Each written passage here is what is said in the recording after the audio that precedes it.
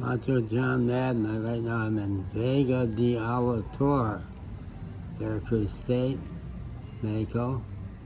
Just about 6 miles south of El Diamante, where I've been staying for about 11 days, and where I was for 3 months in the summer of 23.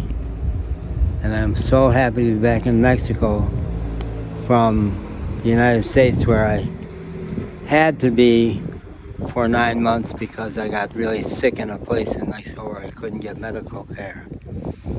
I'm pretty much fine now. I'm back and so happy, and much to my surprise, within about 7 days I fell in love with a pretty spectacular woman who works at a restaurant. For meal? No. Okay, un momento. I just reserved a room at the hotel over at Hotel Mexico, and she's saying I need to sign or something. I have to go back over there. Hola, senor.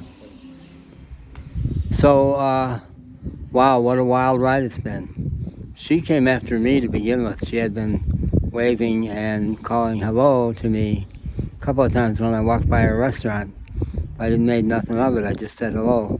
And the third time last Saturday, just 6 days ago, when I did the same thing and went around the corner aiming for the campo to walk out in the countryside, she came around the side door and in Spanish said the equivalent of, "Hey, come back, who are you?" And that started things. And that night we had an amazing conversation in the restaurant. And then a couple times she has seemed cool, but there always really was a reason for it. They're working hard to get their restaurant to make some money. Two nights ago, I do really well with her mother also. And 2 nights ago when I went to leave, I took a risk because in Mexico, women are not easy physically. They make friends easy. They include you in their group easy. But to actually touch them, no.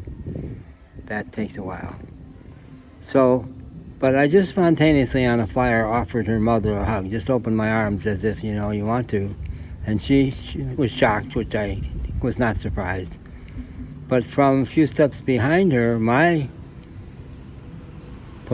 possible girlfriend, I don't know what to call her, came forward and planted a big, juicy hug on me, like a juicy one, top to bottom. It was amazing. That took me over the moon. And so the next day I bought her a dress. The day before I had bought mother and daughter flowers. But I bought her a dress, which was a big risk. And she liked it a lot, but then said, I'm kind of built big. She's got big shoulders, fabulous butt. And I don't know if it's going to fit me. So I think she has an issue about thinking she's too big, although she's spectacular. So today, at the little shop right over there, I bought her an amazing red dress, grande, and with buttons so she can decide whether she wants to be modest or not modest. So I think that's going to be it. A little risky, but not seeming too risky after this morning, because this morning when I went there for breakfast, she was just her mother wasn't around right then. She says, "Quiero comer, do you want to eat?" And I took a huge risk and said, "Usted, I want to eat you." I did. And much to my surprise, she said, "Más tarde," later. That's not a no. Do you agree with me? Am I reading it right? That's not a no. Later is not a no.